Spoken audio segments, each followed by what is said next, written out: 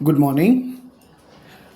बात की शुरुआत एक मेरी गलती से पिछले लेक्चर में जब अल्कोहल और फिनॉल को लास्ट लास्ट में डिस्टिंग कर रहे थे, दोनों में डिफरेंस कर रहे थे, तो मैंने एक लिटमस टेस्ट कहा। उसमें मुझसे गलती हुई है कि एक्चुअली फिनॉल तो एसिडिक होता है, तो जो एसिडिक होता है वो ब्लू लिटमस को रेड करता है। मैंने गलती से कहा, शायद केयरलेसनेस है, शायद नहीं, डेफिनेटली केयरलेसनेस थी मेरी कि मैंने रेड को ब्लू कर दिया। वो तो बेस करता है, तो फिनॉल तो एसिडिक नेचर का होता है, तो वो ब्लू लिटमस को रेड करता है। I am sorry for the same only, please. वैसे आपने नोटिस ले लिया होगा, तो प्लीज़ मेक करेक्शन। चलिए आगे चलते हैं। तो ब्लू से होता है रेड, ध्यान रखना। फिनॉल एसिडिक होता है, जो एसिडिक होता है वो ब्लू को रेड करता है, और जो बेस होता है वो रेड को ब्लू करता है। ठीक है, लिटमस का टेस्ट, जो अल्कोहल नहीं देते। आज की कहानी जो है पूरी फॉर्मल है, सिर्फ इंफॉर्मेशन ही है, जो शायद कुछ थोड़ा बहुत यूज़ हो सकता है इसका, कि जैसे कमर्शियल यूटिलाइजेशंस क्या होता है, इस पर हम थोड़ी सी बात करेंगे। एक छोटा सा ही कहानी होगी। जैसे सबसे पहले आता है CH3OH, आप इसको मेथनॉल कहते हो, इसको आप वुड स्पिरिट कहते हो, आप इसको कहते हो वुड स्पिरिट। ठीक है, वुड स्पिरिट कहते हैं इसको। ऐसा क्यों? क्योंकि ओरिजिनली जब ये शुरू में बनाया गया था ना, तो डिस्ट्रक्टिव डिस्टिलेशन ऑफ वुड, लकड़ी से के डिस्ट्रक्टिव डिस्टिलेशन से बनाया गया, तो इसी नाम से फेमस है वुड स्पिरिट। अभी तो ऐसा नहीं बनाया जाता। कमर्शियली कैसे बनाया जाता है? कैटालिटिक हाइड्रोजनेशन किया जाता है कार्बन मोनोऑक्साइड का, है ना, या फिर पानी का, वाटर गैस का। कैसे? वाटर गैस जो होती है ना, उसका मतलब CO+H2 का, उसके ऑफकोर्स हाइड्रोजनेशन की प्रोसेस से बनाया जाता है। यानी आप ऐसा बोल सकते हो, अब तो बनाया जाता है CO+2H2 कर दीजिए। यहाँ पर कैटालिटिक प्रेजेंस होती है CuO ZnO, ऑक्सीडाइजिंग एजेंट से Cr2O3, और जो प्रेशर काफ़ी ज़्यादा होता है, 200 से 300 एटमॉस्फेरिक प्रेशर, टेम्परेचर भी 575 से 675 केल्विन, ये इस तरह से होता है, और यहाँ से बनता है क्या? CH3OH। ठीक है ना। ये जो है, जो स्टार्टिंग मटेरियल दिख रहा है CO+H2 जो है, ये दिख रहा है स्टार्टिंग मटेरियल है। ये कहाँ से मिल सकता है? वाटर गैस से मिल सकता है। तो वाटर गैस के पार्शियल ऑक्सीडेशन से हमें मिल जाता है। और वाटर गैस कहाँ से मिलती है? वाटर गैस मिलती है आपको पार्शियल ऑक्सीडेशन ऑफ मेथेन से। मतलब अगर आपके पास मेथेन है, तो मेथेन के पार्शियल ऑक्सीडेशन से आपको मिल जाएगा वाटर गैस CO+H2, फिर इसके आगे प्रोसेस आपको मिल जाएगा CO+2H2, तो नेचुरली आप इस प्रोसेस को परफॉर्म कर सकते हैं। एक्चुअली जो मेथनॉल होता है ना, एक कलरलेस लिक्विड होता है। मतलब कि इसका जो बॉइलिंग पॉइंट होता है वो अप्रॉक्सीमेटली 338 केल्विन होता है। ठीक है, और ये हाईली पॉइजनस होता है। ये हाईली पॉइजनस होता है। थोड़ी सी क्वांटिटी में भी अगर इसका यूज़ कर लिया जाता है, पी लिया जाता है ये, तो ये ब्लाइंडनेस, या फिर कभी थोड़ी ज़्यादा क्वांटिटी में अगर इनटेक हो जाता है, तो ये इवन डेथ का भी कारण बन जाता है। ये पॉइजनस अल्कोहल होता है। ठीक है, इसके यूजेस क्या होते हैं? इसके यूज़ होते हैं, ये एक बहुत अच्छे किस्म का सॉल्वेंट है। ये क्या है? सॉल्वेंट काय के लिए है? पेंट के लिए है। पेंट है, जो वार्निशेस होती है ना, वार्निश वगैरह लगाते हैं ना, जो सोफा वगैरह पे जो कलर वलर करते हैं, वो सब उसके लिए। सेल्यूलॉइड्स जो होते हैं, जो बायोलॉजी के लोग ज़्यादा समझते हैं, सेल्यूलॉइड्स जो होते हैं उनमें जो है इसका यूज़ किया जाता है, उनके सॉल्वेशन में। ठीक है, इसका यूज़ होता है। ऐसे ही फॉर्मल्डिहाइड का जो मैन्युफैक्चर होता है, फॉर्मल्डिहाइड यानी HCHO का मैन्युफैक्चर होता है, उसमें भी इसका यूज़ किया जाता है। ठीक है, क्योंकि ये प्रिजर्वेटिव हुआ करता है, और पर्टिकुलरली बायोलॉजी में जो स्पेसिमेंस होते हैं, उसको प्रिजर्व करने के लिए, जो बायोलॉजिकल स्पेसिमेंस होते हैं उनको प्रिजर्व करने के लिए इसका यूज़ किया जाता है। तो फॉर्मल्डिहाइड का भी काफ़ी ज़्यादा यूज़ होता है, और फॉर्मल्डिहाइड बनाने के लिए आपको CH3OH लगता है। ठीक है, ऐसे ही जो एथाइल अल्कोहल होता है, उसको डीनेचर करने के लिए इसका यूज़ किया जाता है। ठीक है, ध्यान दीजिए, ये एक एंटी फ्रीज की तरह काम करता है। एंटी फ्रीज की तरह काम करता है, ऑटोमोबाइल के रेडिएटर्स में काम करता है। ठीक है, और ये पेट्रोल का सब्स्टिट्यूट हो सकता है। और फाइनली हम ये कह सकते हैं इसका यूज़ होता है ड्रग केमिस्ट्री में, होता है इसका यूज़ जो है वो परफ्यूम्स के मैन्युफैक्चरिंग में भी किया जाता है। तो ये कुछ इंपॉर्टेंट सी कहानी होती है, छोटी छोटी सी कहानी है, जो मेथनॉल से ताल्लुक़ रखती है। अब इसके बाद में आता है एथेनॉल। ठीक है, इट इज़ नॉट एथेनॉल। इसमें क्या ATHA एथेनॉल, इसमें क्या होता है? पता है आपको कि जो बहुत सारी यूरोपियन कंट्रीज हैं, यूनाइटेड स्टेट्स, इन सब में क्या होता है? ये बनाया जाता है हाइड्रेशन ऑफ एथीन से। मतलब ये वहाँ पे बनाया जाता है हाइड्रेशन ऑफ एथीन से, इसको बनाया जाता है। हमारे देश में इसको मोलेसेस से बनाते हैं। हमारे देश में फर्मेंटेशन किया जाता है मोलेसेस का। मोलेसेस क्या होता है?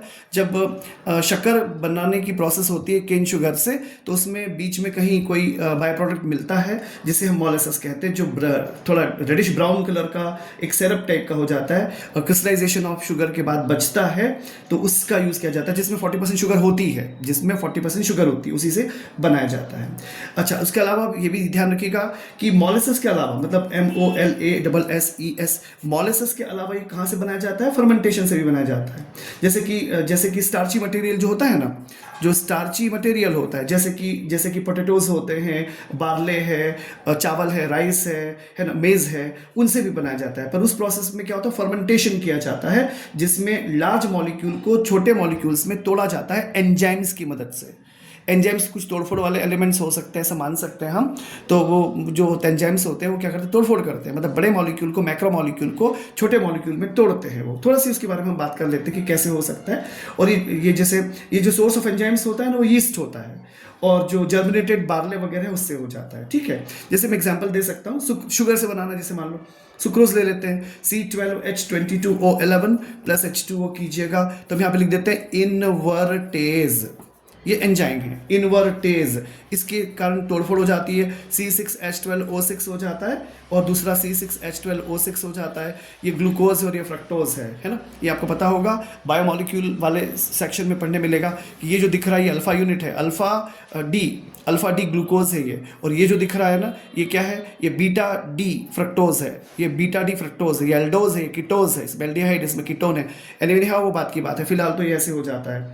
अब इसके आगे हम ऐसा लिख देते हैं कि C6H12O6 है मान लो, तब इसमें लिखते हैं जाइमेस, ZYMASE, जाइमेस। इसे बनता है 2C2H5OH प्लस 2 कार्बन डाइऑक्साइड। ठीक है, कार्बन डाइऑक्साइड गैस रिलीज होती है। ये सिंपल सी कहानी बनती है इसकी। सिमिलर, अच्छा, ये जो एंजाइम्स हैं, ये जो दिख रहा है आपको, इन्वर्टेज और जाइमेस, ये कहाँ से मिलते हैं? यीस्ट से मिलते हैं। कहाँ से मिलते हैं? यीस्ट से मिल जाते हैं। Am I clear to you? I hope so. चलिए आगे बात करते हैं। अगर हम स्टार्च से सोचे बनाने के लिए, स्टार्च से, तो C6H10O5 होल N मैंने 2 बार ले लिया। ठीक है, इसकी रिएक्शन करते हैं NH2, वही हाइड्रेशन की प्रोसेस है। अब यहाँ पर जो एंजाइम लिखते हैं ना हम, उसे लिखते हैं डायस्टेस, DIASTASE, डायस्टेस लिखते हैं। ये कहाँ से मिलता है? जर्मिनेटेड बार्ले से मिलता है। कहाँ से मिलता है? जर्मिनेटेड बार्ले से मिलता है। इसे क्या बन जाएगा? N लिखा है तो N आ जाएगा, C12H22O11 आ जाएगा। और फाइनली क्या करेंगे आप? C12H22O11 आपके पास है नाउ। इसके बाद यहाँ लिखेंगे माल्टेज, MALTASE, माल्टेज। ये कहाँ मिलता है? From east. ये कहाँ से आता है? From east. ये कहाँ से आता है? मतलब डायस्टेस कहाँ से आता है? जर्मिनेटेड बार्ले से। और माल्टेज कहाँ से मिलता है? यीस्ट से मिलता है। और क्या बना देगा ये बना देगा C6H12O6। दोनों यूनिट ग्लूकोज की होती है। ठीक है, ये ध्यान रखना कि जो माल्टोज टूटता है ना, तो 2 यूनिट बनती है, दोनों अल्फा डी ग्लूकोज होता है, दोनों अल्फा डी ग्लूकोज होता है। ठीक है, और अगर लैक्टोज होता है तो फिर उसमें गैलेक्टोज बनता है और फिर वो ग्लूकोज बनता है। वो एक अलग कहानी है जो बायोमॉलिक्यूल में कार्बोहाइड्रेट सेक्शंस में आती है। तो फिलहाल तो ये कहानी होती है। अब रहा सवाल इसके यूजेस का। अच्छा बताइए, वो ग्लूकोज को बनाना, जैसे मान लो ग्लूकोज को बना तो लिख दो C6H12O6 लिखा आपने, और यहाँ पे लिख दीजिए जाइमेस, जीमेस हो गया। और ये कहाँ से मिलेगा? यीस्ट से मिलेगा। फिर वही 2C2H5OH plus carbon dioxide gas निकल जाएगी। ठीक है, तो इस तरह से आपको एथेनॉल मिल जाता है। देखो, इसके जो यूजेस होते हैं वो तो आपको पता है बहुत अच्छी तरह से कि इसके सबसे ज़्यादा यूजेस क्या होते हैं। तो यही है कि ड्रिंकिंग ब्रेवरेज पर्पस में इसका यूज़ होता है। दूसरी चीज़ ये कि बहुत अच्छा किस्म का एंटीसेप्टिक होता है। ठीक है, यानी रेक्टिफाइड स्पिरिट के फॉर्म में। रेक्टिफाइड स्पिरिट यानी क्या होती है? 95.6% कॉन्सेंट्रेशन को रेक्टिफाइड स्पिरिट कहते हैं। एथेनॉल के 95.6% कॉन्सेंट्रेशन को रेक्टिफाइड स्पिरिट कहते हैं। और अगर 100% प्योर हो जाएगा तो फिर उसको बोलते हैं एब्सोल्यूट अल्कोहल। ठीक है ना, ये दिमाग में रहे आपके तो अच्छा रहेगा। अब इसमें 2-3 बातें अगर आप चाहें तो एडिशनली सीख सकते हैं। कैसे? जैसे आपने देखा कि ये जाइमेस से, माल्टेज से इस तरह से बनाया जाता है ना। तो फर्मेंटेशन की प्रोसेस भी आपने कह दी। ठीक है, अब इसमें एक इंपॉर्टेंट बात आती है कि जो डिस्टिलेशन होता है या फर्मेंटेशन मिक्सचर का जब डिस्टिलेशन किया जाता है तो उसमें एज़ोट्रॉप्स मिलते हैं, एज़ोट्रॉप से मिलते हैं, जिसमें 95% अल्कोहल होता है और 5% लगभग पानी होता है। कॉम्पोजिशन में मतलब लगभग 95.6% एक्चुअल बोला जाता है और 4.4% वाटर, पर रफली बोलते हैं 95% हो जाता है इसमें। अब ये जो मिक्सचर होता है इसको कॉमनली रेक्टिफाइड स्पिरिट कहते हैं। ये मिलता है डिस्टिलेशन से, यानी कि जो आपके पास फर्मेंटेशन का मिक्सचर अवेलेबल होता है उसके डिस्टिलेशन से तुम्हें मिलता है रेक्टिफाइड स्पिरिट मिलता है। ठीक है, ये दिमाग में रखिएगा। अच्छा, एक और इंपॉर्टेंट चीज़, इसके लिए फेवरेबल कंडीशंस क्या होती हैं? फर्मेंटेशन के लिए फेवरेबल कंडीशंस क्या होती हैं? तो पहली कंडीशन होती है ऑप्टिमम टेम्परेचर होना चाहिए। वो टेम्परेचर की रिक्वायरमेंट क्या है? 298 से 303 केल्विन। M I clear? 298 पता है ना आपको? 298 मतलब रूम टेम्परेचर 25 डिग्री सेल्सियस। तो 298 से 303 केल्विन टेम्परेचर के बीच में होना चाहिए। दूसरी चीज़ होती है एब्सेंस ऑफ एयर। एयर की एब्सेंस होना चाहिए, एयर की एब्सेंस होना चाहिए, ठीक है। तीसरी चीज, कॉन्सेंट्रेशन लो होना चाहिए, यानी जो आप कार्बोहाइड्रेट का आपने मिक्सचर लिया है, जो कार्बोहाइड्रेट का मिक्सचर लिया है, उसका लो कॉन्सेंट्रेशन होना चाहिए। टेम्परेचर ये ऑप्टिमम है। उसके बाद में आपसे कहा कि एब्सेंस ऑफ एयर होना चाहिए। फिर आपसे ये भी कहा गया कि कॉन्सेंट्रेशन जो है उस कार्बोहाइड्रेटेड सॉल्यूशन का वो 8 से 10% होना चाहिए। और एक और इंपॉर्टेंट बात होती है कि यहाँ पर अमोनियम सॉल्ट का प्रेजेंस होना चाहिए। और ये एक अच्छा क्वेश्चन बनता है। अब अमोनियम सॉल्ट का प्रेजेंस होना चाहिए, तो मैं आपसे पूछूं किसका प्रेजेंस होना चाहिए? तो आप बोल सकते हो अमोनियम सल्फेट हो सकता है। Am I clear? आप कह सकते हो अमोनियम का फॉस्फेट हो सकता है। Am I clear? Ammonium sulphate हो सकता है, अमोनियम फॉस्फेट हो सकता है। और एक इंपॉर्टेंट क्वेश्चन, क्या NH4Cl हो सकता है? ना, NH4Cl बिल्कुल नहीं हो सकता। ध्यान दीजिएगा, NH4Cl नहीं हो सकता। तो अमोनियम सॉल्ट तो होना चाहिए। अमोनियम सॉल्ट की प्रेजेंस अच्छा रहता है। क्यों होता है? Because this acts food for the yeast cells. ये जो है ना, ये खाने का काम करते हैं ये सेल के लिए। जो बायोलॉजी के स्टूडेंट्स हैं उसके बारे में ज़्यादा समझ रखते हैं। मुझे बस इतना थोड़ा बहुत आइडिया है कि ये जो खाना होता है, ये जो अमोनियम होता है, ये खाना होता है किसके लिए? यीस्ट के कीड़े नहीं कह सकते, जो भी होते हैं, मतलब उनके लिए होता है, जो आगे फर्मेंटेशन को आगे प्रोग्रेस करते हैं या जो कन्वर्शन में प्रोग्रेस करते हैं, ठीक है। तो दिमाग में रखिएगा, ध्यान रखिएगा, NH4Cl यूज़ नहीं करना है। अमोनियम सॉल्ट के नाम पर अमोनियम सल्फेट यूज़ कीजिए या अमोनियम फॉस्फेट यूज़ कीजिए, ठीक है। अच्छा, यूज बताइए आपको। स्पिरिट लैम्प में इसका यूज होता है, स्टोव में यूज होता है, साइंटिफिक एपरेटस होते हैं जैसे थर्मामीटर होता है, उसमें यूज होता है इसका, ठीक है। और ये पेंट में यूज किया जाता है, वार्निशेस में, कॉस्मेटिक्स बनाने में यूज किया जाता है, परफ्यूम बनाने में यूज किया जाता है, टिंचर बनाने में यूज किया जाता है, कफ सिरप बनाने में यूज किया जाता है। अक्सर देखा होगा आपने कि जो कभी किसी के घर में ताजे मतलब नए बच्चे जो होते हैं, उनको कई बार जैसे सर्दी होती है तो उनको कोई सिरप पिलाया जाता है। अक्सर देखने में आता है कि जब उनको खांसी या सर्दी का सिरप पिलाते हैं ना, तो उसके बाद वो सो जाते हैं। रीज़न यही है कि उसके अंदर अल्कोहल की क्वांटिटी होती है अच्छी खासी, जिससे उनको नींद आती है। तो एनीवे हाउ, ये सिंपल सी कहानी होती है। ये एक एंटी फ्रीज की तरह भी काम करता है, जैसे मेथनॉल काम करता है ना, वैसे ही एथेनॉल भी एंटी फ्रीज की तरह काम करता है। और बहुत सारे एक्सट्रैक्शंस में और क्रिस्टलाइजेशन की प्रोसेस में जो अल्कोहल होता है एज अ सॉल्वेंट यूज़ किया जाता है, ठीक है। तो ये टॉक्सिक नहीं है ना, इसलिए इसका यूज़ किया जाता है। मेडिकल साइंस में भी इसका जम के यूज़ किया जाता है एज अ सॉल्वेंट, ठीक है। ये सिंपल सी इसकी कहानी होती है। छोटी सी बात और कर सकते हैं, 100% कॉन्सेंट्रेशन का जब अल्कोहल होता है ना, तब हम इसे बोलते हैं एब्सोल्यूट अल्कोहल। उसे कहते हैं एब्सोल्यूट अल्कोहल कहते हैं। कहाँ से बनेगा ये? ऑफ कोर्स 95.6% कॉन्सेंट्रेशन के जो रेक्टिफाइड स्पिरिट होता है उसी से बनाया जाता है। उसमें एक्चुअली बनाने की प्रोसेस क्या होती है, थोड़ी सी बात कर लेते हैं। क्या किया जाता है? क्विक लाइम होता है। क्विक लाइम किसको बोलते हैं भाई? कैल्शियम के ऑक्साइड को, क्विक लाइम। तो CaO के कैलकुलेटेड, हम ऐसा लिखा जाता है, बताया जाता है ऐसा कि calculated amount of quick lime लिया जाता है और उससे जो है ना अल्कोहल के साथ मिला दिया जाता है, जो रेक्टिफाइड स्पिरिट के साथ मिला दिया जाता है, और कुछ घंटों के लिए उसको छोड़ दिया जाता है। उसके बाद उसको रिफ्लक्स किया जाता है और डिस्टिल किया जाता है। फिर से सुनिए, आपके पास क्या होना चाहिए? आपके पास होना चाहिए रेक्टिफाइड स्पिरिट, मतलब आपके पास अल्कोहल का कॉन्सेंट्रेशन ऑलरेडी है 95.6%।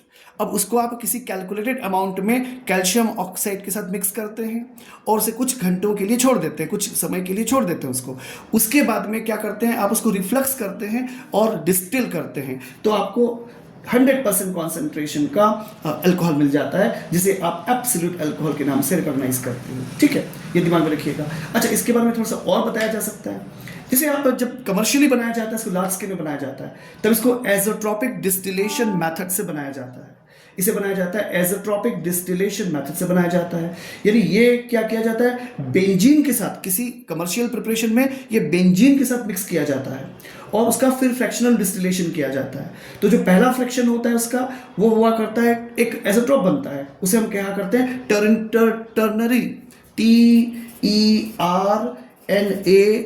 TERNARY, टर्नरी एक हुआ करता है, एक कांस्टेंट बॉइलिंग मिक्सचर होता है, एज़ोट्रोप, वो बनता है। इसमें सभी किस्म, मतलब इसमें पानी भी होता है, इसमें अल्कोहल भी होता है, बेंजीन भी होता है, ठीक है।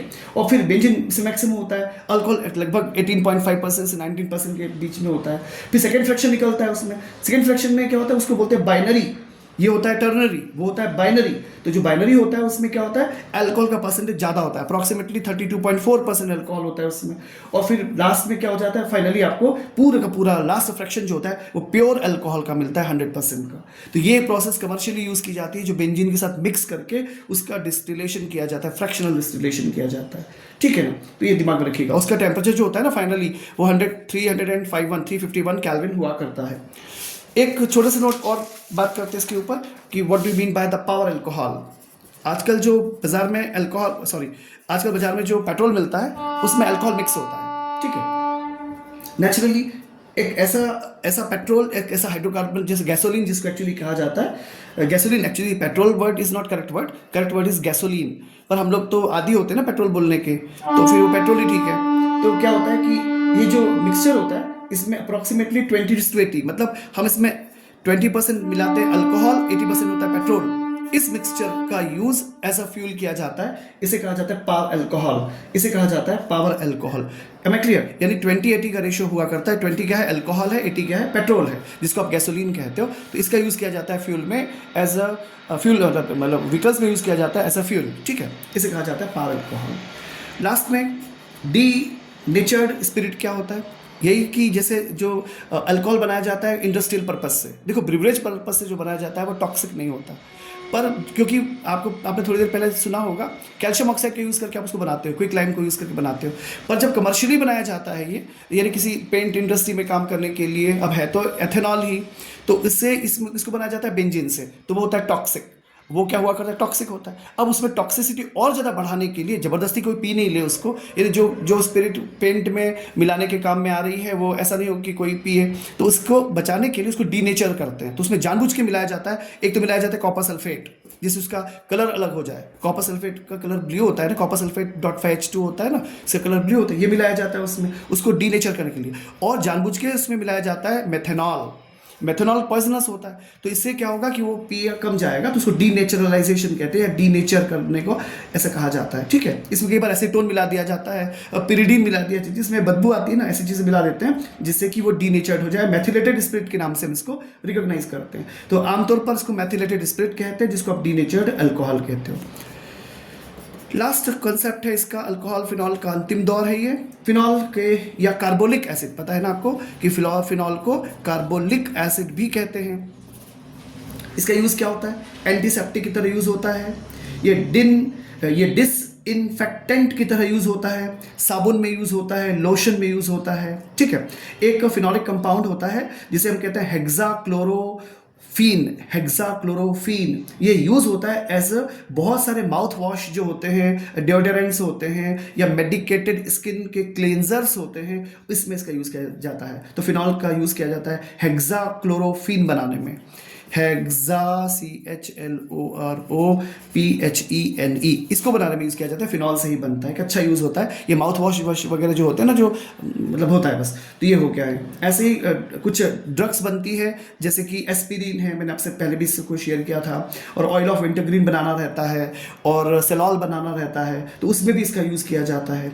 पिक्रिक एसिड बनाने में इसका यूज़ किया जाता है। पिक्रिक एसिड यूज़ होता है एक्सप्लोजिव बनाने में, है ना। और जो सिल्क को कलर करने में यूज़ होता है, और जो ऊन होता है, ऊन मतलब वूल जो होता है, वूल स्वेटर वाले वूल, तो उस वूल को कलरेशन करने में इसका यूज़ किया जाता है ना। फिनॉक्सिलिन को पता ही आपको, एसिड बेस टाइट्रेशन के लिए उसका यूज़ किया जाता है। एजोडाई में इसका यूज़ किया जाता है। साइक्लोहेक्सेनॉल बनाने में इसका यूज़ किया जाता है। रबर के लिए और लेकर्स के लिए जो है ना, एक सॉल्वेंट की तरह काम करता है। और आपको पता हो शायद, last but not the least, और ये इंक जो होती है ना, इंक, ओके, तो इंक के लिए ये प्रिजर्वेटिव का काम करता है। इंक के लिए प्रिजर्वेटिव का काम करता है, राइट। फिनॉल जो होता है वो इंक के लिए प्रिजर्वेटिव का काम करता है। तो मुझे उम्मीद है कि आपको अल्कोहल फिनॉल में आपने पढ़ा होगा, एक बार जो आपने पढ़ रखा है उसका एक बार रिवीजन हो गया होगा। नेक्स्ट टर्न पर we shall be in position to start with the ethers. Good day please.